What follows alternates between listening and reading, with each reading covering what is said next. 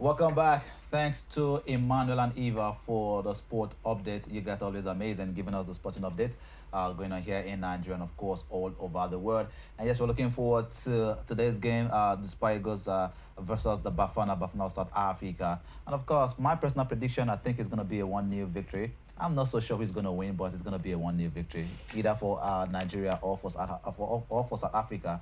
But I'm predicting just one goal in the game. How about you, Martha? Well, Bafana is quite a tough club, and from what I know about them, they play Oh, they well. do. So even though they don't win, it's hard to call them losers because Truly. they bring their A game to the field, Mm-hmm. right? And it's going to be a tough one. I can say that for sure. But Yeah. right now, I can't determine who wins the game. But for the sake of patriotism, Nigeria, obviously, go Nigeria. That's right. Go Nigeria. Yes. All right, of course. Welcome back now to the 9 o'clock hour where we get to talk about the big conversation. And today we have quite a number of, questions that we're going to be asking our guests, talking about the Nigeria debt that has continued to dominate various conversations across various media outlets, the papers, and of course various TVs and stations and radio stations as well. Because we've had or we've seen various updates coming from the presidency or from the federal government, and one of which was from last week when the president did say that no more borrowing for Nigeria because we've met our target.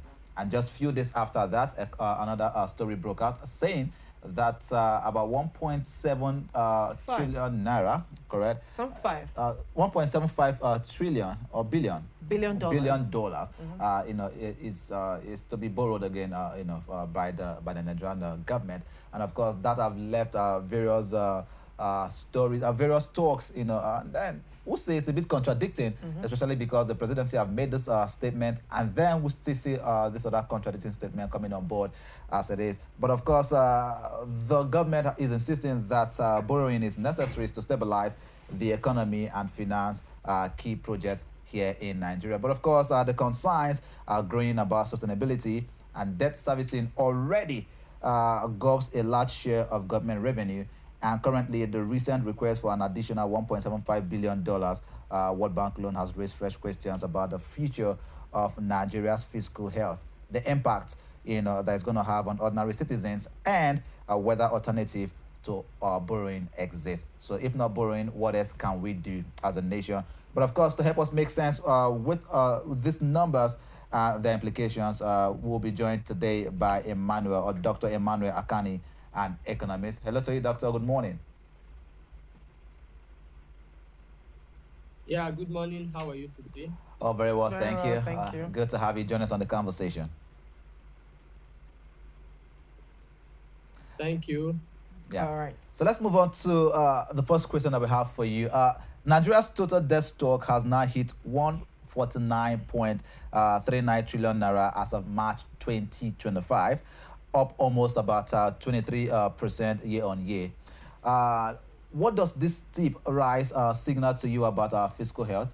Are we on a sustainable path, or is this a red flag for a looming debt crisis in Nigeria? Okay, thank you. So, like you've said, we are actually not on a sustainable path, and we have a great challenge ahead of us. Okay.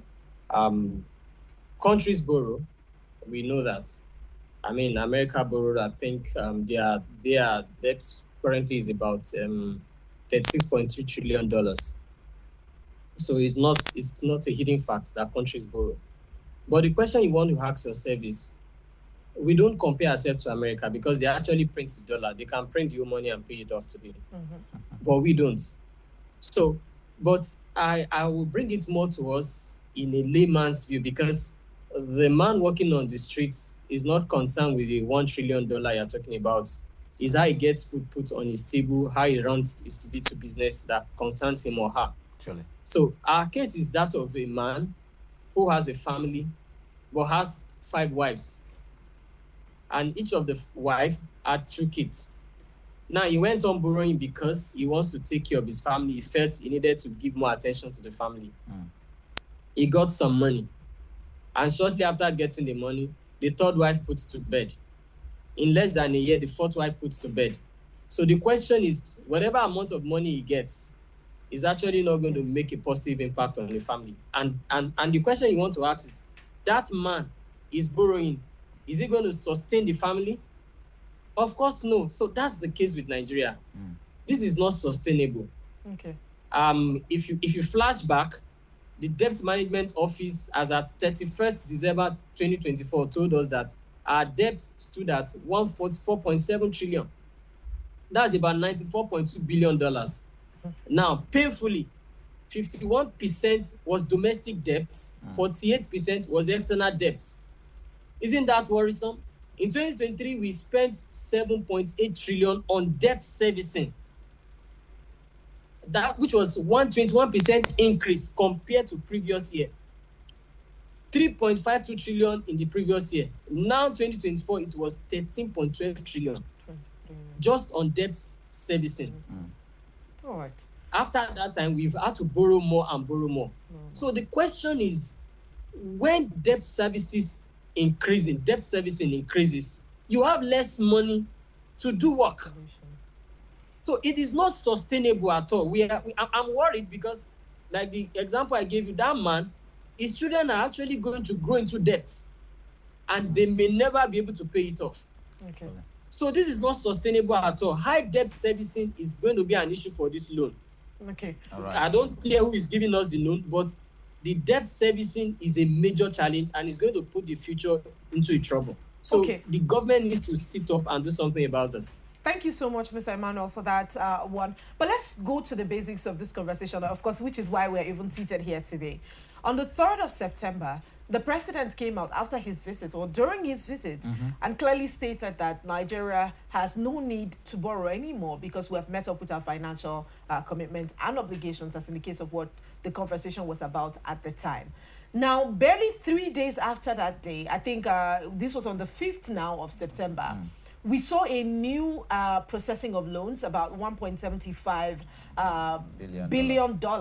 $1.75 million rather, being proposed for borrowing by the federal government yet again. Now, we want to clarify this contradiction. Is it a case of poor communication or poor fiscal policy? Is this a case of poor communication or poor inconsistency in the fiscal policies? One, inconsistency in the fiscal policy. Two, those who are managers of our economy are not in sync with one another. Okay. If you listen to the Senate president when he talked about this borrowing, the first thing he said is Nigeria is a poor country. Of course, I agree that even in the budget provision for 2025, there's a gap for borrowing. Okay. But if you look at managers of our economy, they are not in sync with what is happening in the country. And that is why you have conflicting figures. The first question I asked myself was, we were not even aware that the government has a revenue target. So when it was announced that the revenue target had been met, did you know the revenue target? Were you told? Was anybody aware there was a revenue target? So these are the conflicting issues we have with the managers of our economy not being in sync. The Minister of Finance is saying something different. The Senate President is saying something different. If you speak with the spokesperson of the President, he's saying something different. So these are clear signs that something is definitely wrong with the system and they are not in sync. And you could not have met your revenue target and you are looking for funds. Why do we have subsidy removed? The removal of subsidy is so that we have enough funds to do what we want to do to do infrastructure and put money in other things. And here we are still going back to borrowing. So this obviously states to us that the managers of our economy are not in sync with each other. And this is why we are having this contradiction. All right. If you also look at the argument when it comes to borrowing of money from by the federal government, they argue that borrowing stabilizes the economy of the nation, and that's one of the reasons they've always been borrowing money. Currently, 1.75 billion dollars is being borrowed. But if you take your mind back to the past, has the borrowing, by Nigerians, has it really stabilized our economy thus far from what you've seen? Thank you. I mean, the facts are on the streets. Okay. Our economy has never been stabilized. Like I said the other time, that the Senate president said we're a poor country. The challenge is, how did we get here? Were we a poor country, really? Are we really poor with all the resources that we have? So mismanagement is the case here. The monies that have been borrowed, where have they gone into? Why is the EFCC running around trying to pick up some persons now? Some of these persons that EFCC are chasing took this money 5 years ago, 7 years ago, 10 years ago. And that's the challenge. Some of this borrowing, these monies are getting into wrong hands. Some persons are mismanaging them. Nobody's going to go after them until 10 years, 15 years later, they start talking about it when you can't even recover the money. So there's no impact on our economy. The removal of subsidies has not made any change. The cost of energy has been on the increase. It's still been difficult for people to move around. So the borrowing is, in economics, borrowing is not a problem. Okay. It's what you do with what you have borrowed that matters. So these monies, until they are channeled into the proper realm, I'm talking about infrastructures, I'm talking about curbing government excesses. The cost of governance is very, very high in this country. We spent a lot of governance. Have you ever seen the president convoy or that of the first lady or any of these persons in government? You could imagine the cost of putting the retinue of people together, several PAs who had nothing to do with the offices given to them. So until this money are channeled in the appropriate tools, are used for the right purposes, we will still continue to struggle. We will never have a stable economy. All right, Mr. Emmanuel, you made mention, I like the analogy of the man and his kids that you used when we started this conversation. And I'll just expand a bit more on that. Analysts have said that looking at the debt profile of Nigeria right now, each Nigerian would be owing an estimated amount of 450,000 naira, right? Even children yet unborn. And look at that figure, look at the minimum wage that we currently have here in Nigeria. There's a very large, there's a huge disparity between both figures. What does this mean for the future generation? Are we mortgaging our future for today's fiscal shortfalls? And how can this be resolved? Thank you. Yes, we are indeed mortgaging. Now, there's something I want to remind you. There's a confidence this government rides on in terms of borrowing. The confidence is we are going to get this money back from NNPC's business. That's why the government seems to be relaxed. That don't worry, NNPC alone will help sort out this. But can I ask you a question? July, NNPC gave us a figure by the new man in power, Julari. Yeah. He said the profit of NNPC drops from 905 billion to 185 billion. Yeah. July 2025. This is fresh. Now, if the profit has dropped, what happens in the next 5 to 3 years? The future generation will indeed live in trouble. And you see, the impact of this is some of the challenges we are seeing. One of the major reasons why we are having the issue of insecurity is because of poverty. Mm-hmm. So there's actually a problem ahead.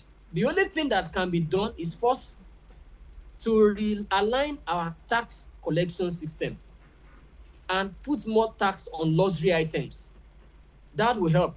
Mm-hmm. And then to also channel some of this fund to the non-oil sector. We have land everywhere in Nigeria. Why aren't we doing something about it? Yes, these are things that will give us money. I mean, these are not rocket science. They are simple things that the man will look at and do. Why can't we invest in agriculture? Why can't we look at our solid minerals department and begin to engage? Look at the world of fintech. Fintech is practically changing everything all over the world. And Nigerians are good at that. So if these sectors I mentioned, if they are not given attention to, the future is bleak. I'm sorry for Nigeria. We are talking of Japa syndrome, right? Mm-hmm. We are going to have more of this because people will run to where there are opportunities. Truly. People will run to where life makes meaning. And our borrowing is going to lead more to that. So until attention is given to non-oil sector, fintech, like I've mentioned, then the future is a major problem. And guess what? My pain currently is the fact that all of this borrowing, CBN is not even involved. Yeah. So when it becomes Directly a from the federal problem, government. you will bring, yes. So when it becomes a problem, you will now bring CBN into the matter, wanting CBN to rescue the matter, and then CBN begin to tighten up all loose ends. How many SMEs can access loan from our banks today with the kind of collateral that you are being asked to bring out? I've been doing business for some time. I know what it is. I've used bank loan before. I know what it is to try it. I will not ask anybody to do that again. Yes, I won't ask anybody to do that again. So the future is actually loaded with a lot of challenges if these things are not corrected now. That's my opinion about that. Thank you. Yeah, you mentioned a very salient point that the CBN is not even carried along or involved in the borrowing by the federal government. With the CBN not involved, what are the dangers that these the CBN not being involved in the borrowings? What are the dangers that this basically we pose on the Nigerian economy? So let me bring that down in a layman's language to you so that we have better understanding. I told you about the man that has 5 wives, right? Yeah. Who had gone to get loan because his salary is not sustainable. So the question you want to ask, put it this way: what is the implication of those loans when none of his wives were involved? They were not even aware the husband is borrowing. What are the implications? The implication is if he dies, the ones who gave the loan will come to the family and probably want to sell the house. Yeah. The challenge also is that when the children can no longer access funds, they start fighting each other. You know that? The challenge also is the fact that the family becomes messed up. The child becomes wayward. Everyone wants to look for a way to survive himself or to sustain themselves. And they are ready to do anything. So the CBN not involved means the day the CBN wants to get involved by trying to control the money in circulation, then the populace will start reacting. Then you start have public distrust, and then from that, you begin to have public unrest. So that is the challenge we are going to have. Because CBN will come bring up some policies that don't align with people's design for business, and people want to react with it. Okay. Thank you so much for that one. Now, a lot of Nigerians worry that these loans that are being collected from the World Bank by the federal government would come with conditions, and conditions like subsidy removal, tax reforms, that will pose a lot of hardship on the ordinary citizens here in Nigeria. Now, do you think that these loans will tighten the hardship screw any further for common citizens here in Nigeria, seeing as these tax that are being billed on Nigerians and the opportunities that are available and accessible to Nigerians, they are not commensurate? Because if you are demanding that a certain amount of money should be paid as tax, then there should be opportunities that will enable these people make a lot of money or enough money to be taxed. So what's your take on this? Thank you. There's a popular saying that says, people teach people to be bad. Okay. Everyone is not naturally bad from onset, but people made people bad. You know what this government is doing with this? They are cheating people out to cut corners. How do you mean? Now, the taxes we've paid over the years, how has it reflected in our daily lives? How has it impacted the economy? What has changed? I've been to the hospital a few times this year, and the basic drugs that were prescribed for patients were not available.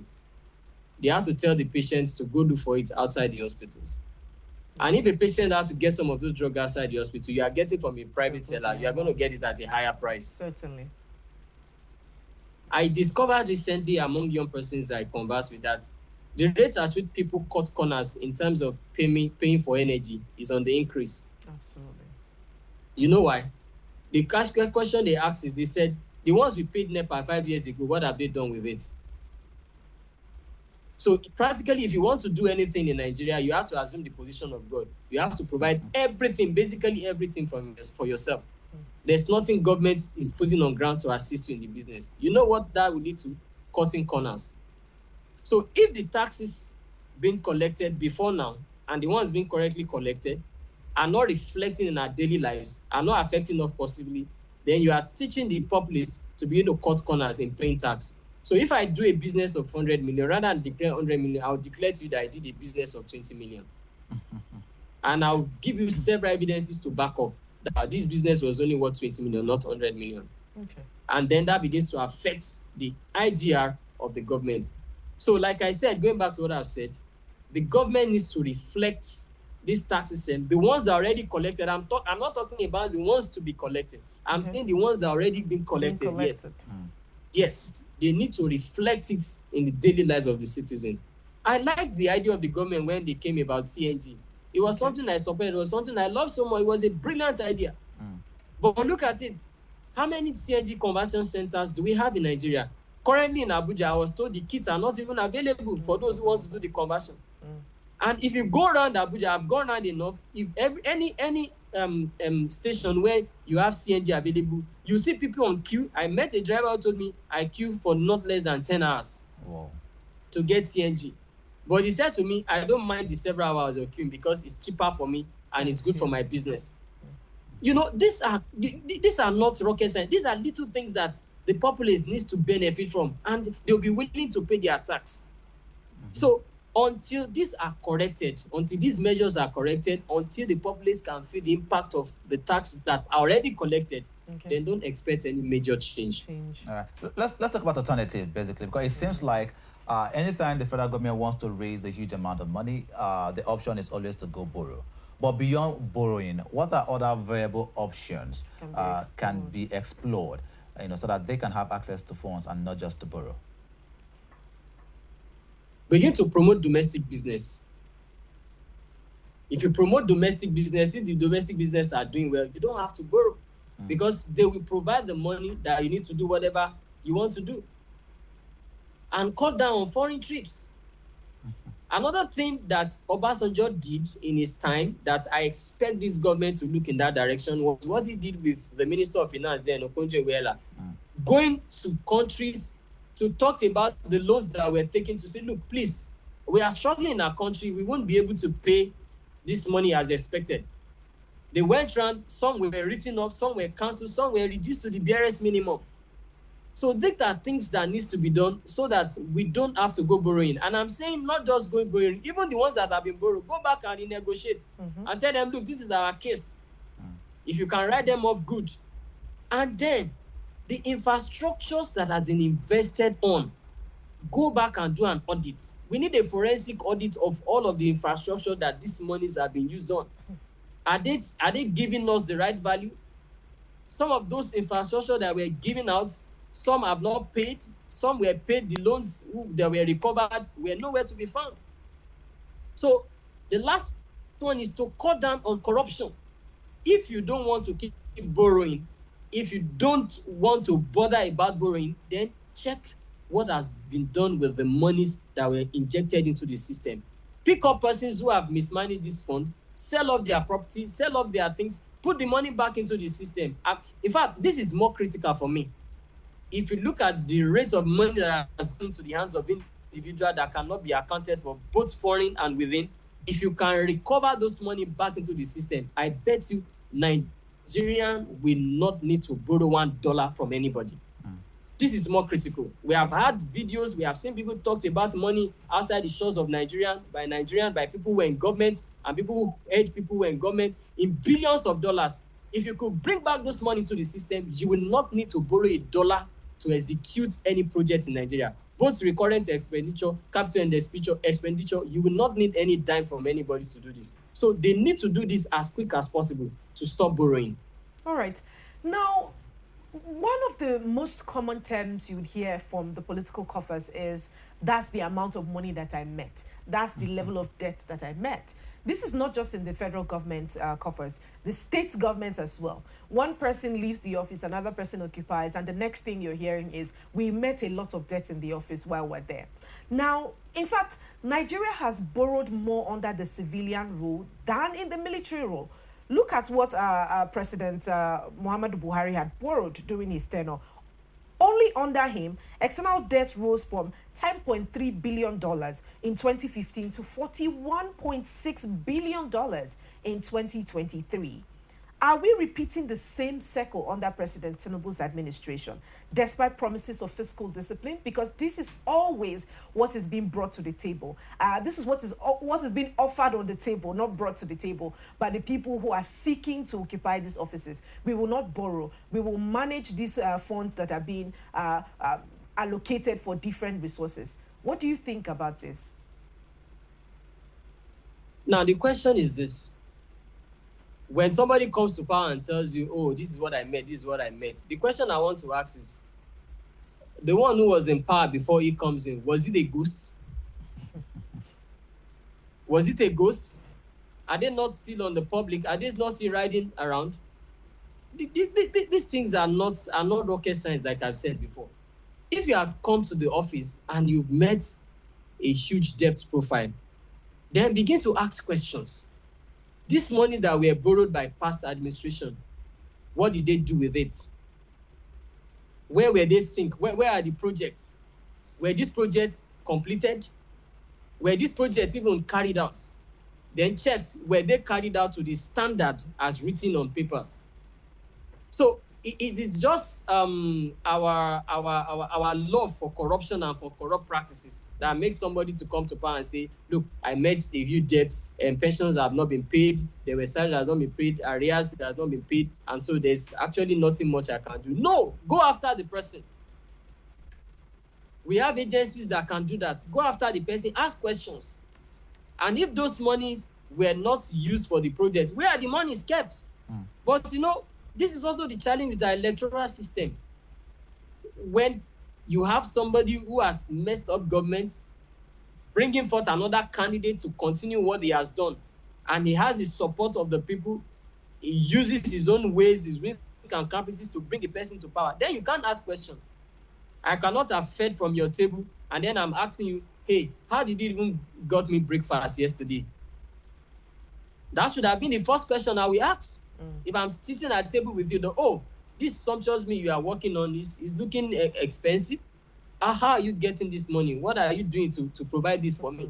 If I don't ask that question, I sit with you to enjoy the meal, and then a year after I'm asking you a question, of course you will tell me you are not a serious person. Certainly. So that's the challenge with our electoral system that we also need to work on. If that is not taking your year in, year out, people will come and say, oh, I met a huge debt, and because of that, I also need to borrow. And the person is borrowing, is also not having a plan to do the right thing. So we need to also work on our electoral system to be able to handle all of this issue and ensure we have accountability in our system.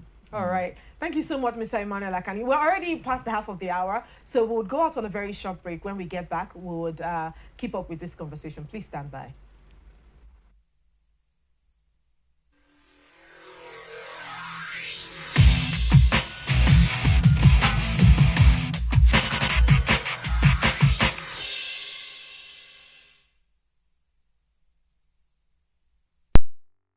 Rapid Broadcasting Network, RBN. We connect people, power stories, and amplify voices. On Rapid TV, we're rooted in culture and your window to the stories that matter. From news to lifestyle, we inform, entertain, and uplift. Join Rapid TV on Star Times Channel 176, Nightcomsat. On Rapid FM, we speak your language from the soulful airwaves of Umuahia to the vibrant culture of Port Harcourt and beyond.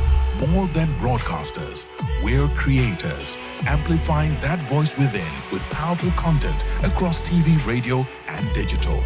Join us at rbnradiotv.com and all our social media handles. One network, one voice. Rapid Broadcasting Network, RBN. The sound of your city, rooted in truth, driven by impact. Are you missing out on interviews, music, entertainment, thought-provoking discussions, and more? Don't sweat it, man. We've got you covered. No matter where you are, be part of the action 24/7, online and live. Caesar Radio. On Facebook, it's Rapid FM Umuahia. On Instagram, it's Official Rapid FM. And on X, it is Rapid FM 965. Tune in to Rapid 96.5 FM or listen to us live on our website at www.rapidfm965.com or radiogarden.com. Better yet, get our mobile app from the Google Play Store. Catch the pulse of the Southeast on Rapid 96.5 FM, the sound of your city. Hey, Oyanam, all of radio.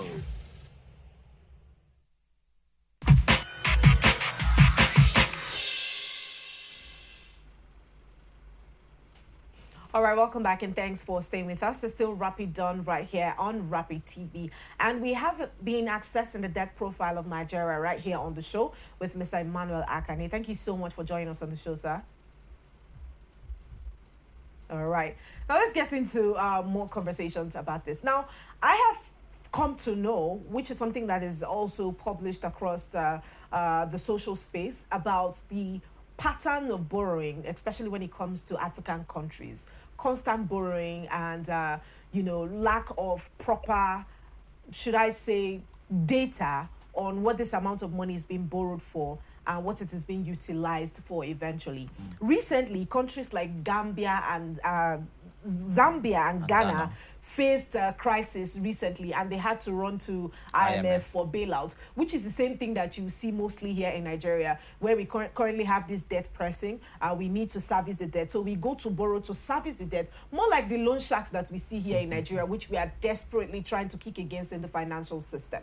Now, how do you think we can solve this problem of inadequate data? Because the problem I see here is people are not being held accountable for the amount of money that they borrow.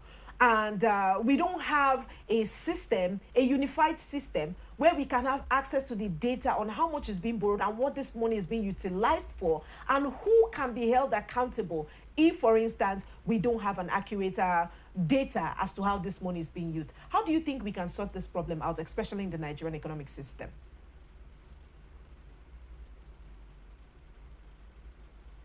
Yeah, so this I think I said some. Can you hear me? Yes, we can hear you. Just go on. So I think I said something about this partially before in our first session. Okay. So the issue of embracing the digital space is not something anybody can run away from. Okay. And unfortunately for us in Africa generally, we've not really taken advantage of the digital space. And as it has changed so many economies, we have the opportunity here also in Africa to embrace it. People still shy away from data. People still don't want to have any relationship with data, and that is actually affecting us. And what we need to do, first, we need to look at our digital space as Africans, and especially in Nigeria, if you don't want to run into what other people are doing. We need to begin to encourage the use of digital skills in the environment. And I bring this to one point, e-governance. The reason why we have all this happening in other countries is because none of these countries has appreciated e-governance. In e-governance, everything you do on a daily basis, both in spendings, in IGR, in project depletion, you are able to monitor per time, per seconds. So the sudden run or the sudden looked out for IMF for a bailout would not have happened. The beauty of data is that data is able to give you information for now, for tomorrow, and for the future. So the moment you are getting things wrong, there is a beep, there is a flash to say, look, you are going to have challenge with this. And that helps you to take corrective measure. And if you look at other countries, especially in Europe, you will discover that there's been a huge investment on digital infrastructure. When the president of US came in, Donald Trump, you said what he said, I started talking about funding for artificial intelligence. Because a lot of these things that we do manually has not helped us in having the right figures. I was part of a research some years ago, particularly for those in the health sector, in one of the states in the north. And we discovered that by data, in a particular region, we are having more persons who are having challenge with hypertension than some other region. And so that helps the government of the state to say, look, we need to deploy more attention to this region or to this part of the state to be able to handle this issue, because by data, they were able to know where they have bulk of persons hypertensive in the state. So the beauty of data is not only for the fun of looking at it, it gives you an idea of how your economy is moving, what you should do and what you should not do. So if we don't want to run into that same issue, if we don't want to have same bottleneck as Ghana and Gambia had, we need to embrace the digital, we need to invest in digital infrastructure, we need to embrace the use of data, appreciate the collation of data, and of course, open more research centers where people have access to use data to extrapolate and advise government on what to do and what not to do. Absolutely. All right. Absolutely. If you look at the entire 36 states of the Federation, that's according to the Debt Management Office, it says that all the 36 states, including the FCT, are in debt. Not just the federal government now. All the states are also in debt. Is there really a way out for Nigeria when it comes to debt, when it comes to borrowing? It's going to be a habit. Well, it's a tough one. It's a tough one. I must be sincere with you. It's a tough one.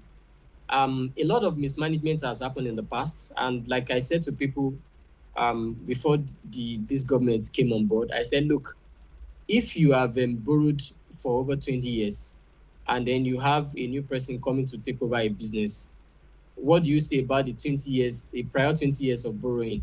Are you going to forget about that? No.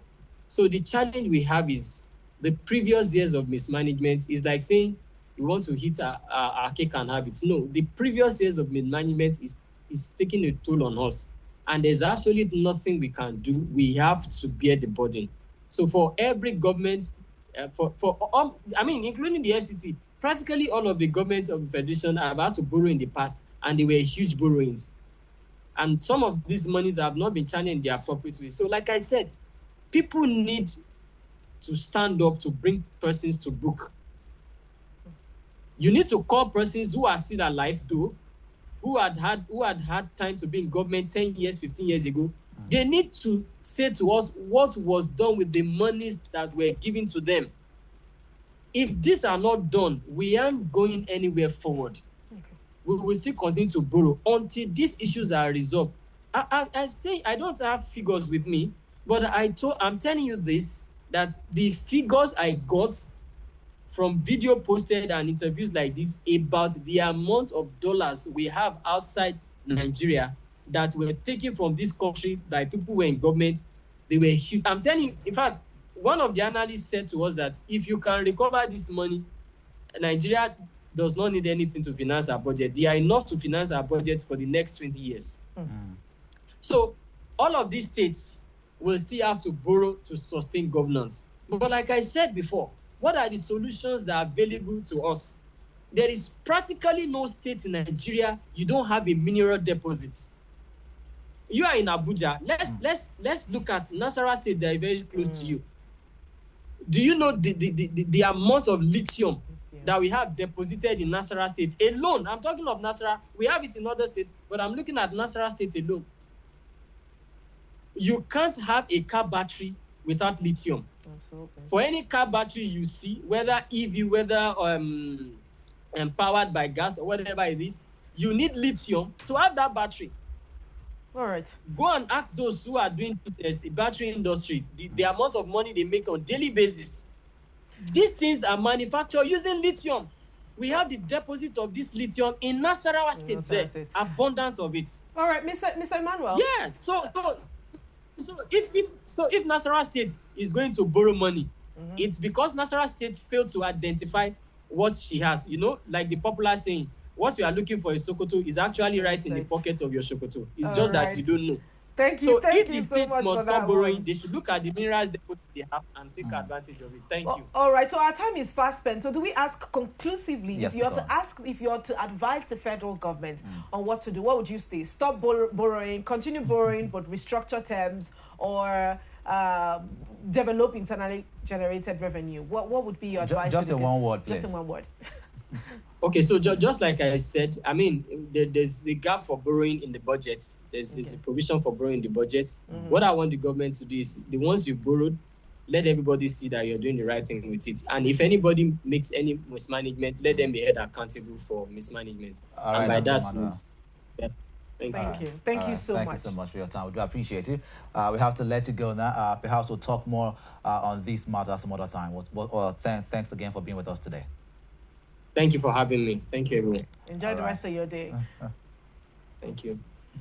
And of course, we've had a conversation about debt management, the loans Nigeria has been taking for quite some time now. And yes, our guest, Dr. Emmanuel Akani, an economist, has given us his expert analysis on some of these issues. And one of the things that he said that I held on to is the fact that we have to, probably we might keep borrowing to be able to service the loans that we already have. In other words, borrow to pay the ones you've borrowed. It's giving loan shark. And for real, that's what it's looking like. It's more like a rat race for us as a nation.